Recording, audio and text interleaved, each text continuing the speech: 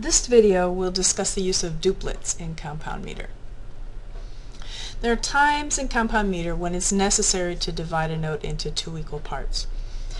In compound meter there actually are unique notes which can accomplish this task. For instance, a dotted quarter note can be equally divided into two parts by using two dotted eighth notes. However, that's not the most common way to do it.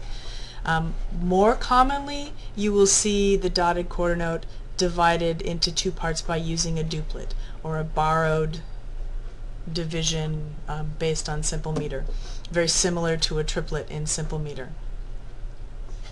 This number and bracket combination, as with triplets, is the indication that the notes should not be interpreted literally. In other words, these two eighth notes with the duplet indicator on top is not equal to a quarter note. It is actually equal to a dotted quarter note. So here we have a dotted quarter note with its natural subdivision of 3/8 notes and its borrowed division of 2/8 notes with the duplet indicator. Dotted half note naturally divides into quarter notes, so the duplet, you use a quarter note again with the bracket. And dotted eighth note naturally divides into 16ths. The duplet for a dot that divides a dotted eighth into 2 is 16ths with the indicator. So what you should notice is if you want to divide any of these dotted notes into two equal parts, use the next smaller note size, two of them, and use the duplet bracket. By using duplets and triplets, it's possible to write a rhythm in both simple and compound meter that sounds exactly alike.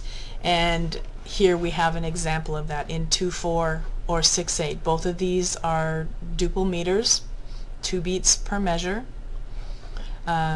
We have the note which equals 1 beat in each of their respective time signatures. Beat divided into 2, 1 full beat, a beat divided into 3, 3, 2, and the note which fills up the entire measure.